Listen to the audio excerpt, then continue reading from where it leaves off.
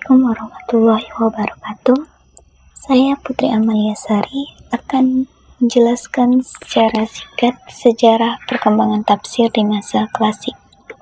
Jadi, apa itu tafsir dan ilmu tafsir?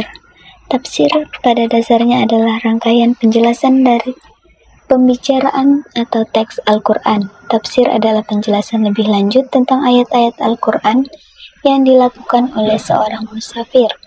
Ilmu tafsir adalah ilmu yang membahas tentang cara atau teknik penjelasan ayat-ayat Al-Quran supaya berada dalam koridor penafsiran yang benar dan baik.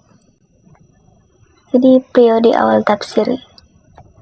Penafsiran Al-Quran sudah berlangsung sejak zaman Nabi Muhammad SAW, dan Nabi Muhammad merupakan musafir pertama.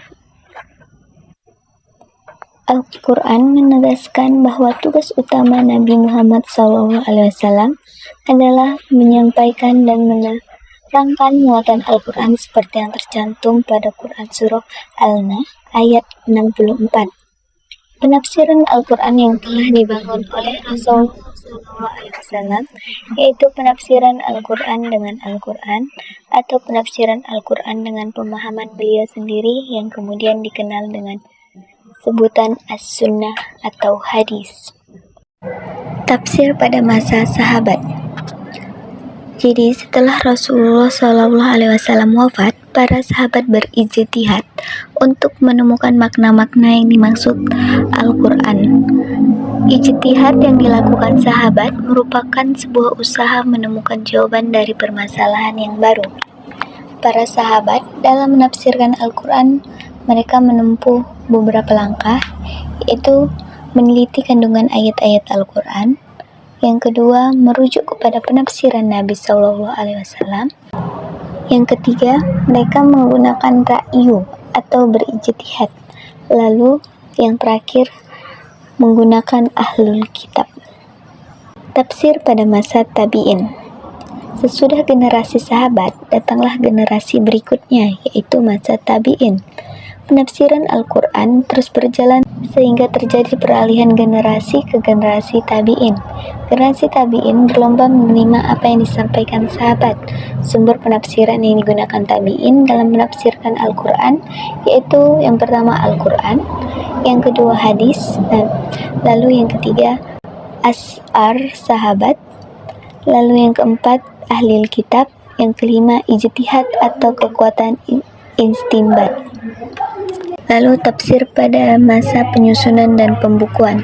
Pada masa tabi'i al-tabi'in, mulai pembukuan atau penyusunan tafsir yang sudah menjadi ilmu pengetahuan yang berdiri sendiri. Kitab tafsir pada masa ini sudah tidak bercampur dengan hadis-hadis Nabi. Setelah generasi para tabi'i al-tabi'in selesai, lahirlah seorang musafir yang masyhur, yang kitabnya masih menjadi referensi primer di berbagai wilayah, yaitu Imam Ibnu Jarir At-Tabari. Ia menamai kitabnya dengan sebutan Jami' al-Bayan an Ta'wil Al-Quran, yang dikenal dengan nama Al-Tafsir At-Tabari. Lalu tokoh-tokoh musafir pada masa klasik. Pada setiap masanya, tokoh-tokoh musafir tentu saja berbeda. Pada masa sahabat, ada 4 khulafaur ar-rasyidin, Ibnu Mas'ud, Ibnu Abbas, Ubay bin Ka'ab, Zaid bin Tasbit, Abu Musa al-Asy'ari, lalu ada Abdullah bin Jubair. Sementara pada masa tabi'in terbagi menjadi 3 wilayah.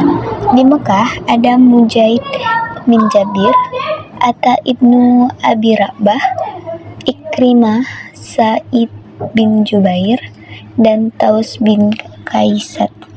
Sementara di Madinah ada Zaid bin Aslam, Abu al-Aliyah, Muhammad bin Ka'ab al-Qurzi.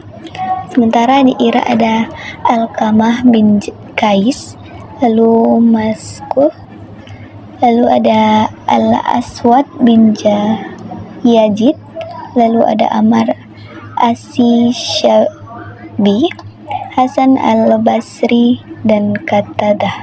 Sementara pada masa tabi'i al-tabi'in ada Sufyan bin Uyainah, Waki bin al-Jarrah, lalu Syu'bah bin al-Jajah, Yazid bin Harun, Adam bin Abi, Ilyas Ishaq bin Rahawai, lalu ada Rawah bin Ubadah.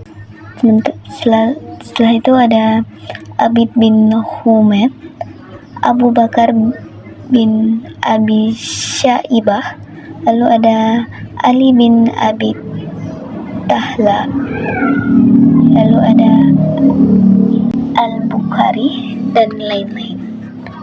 Sekian yang dapat saya sampaikan, lebih dan kurangnya saya mohon maaf. Wassalamualaikum warahmatullahi wabarakatuh. Terima kasih.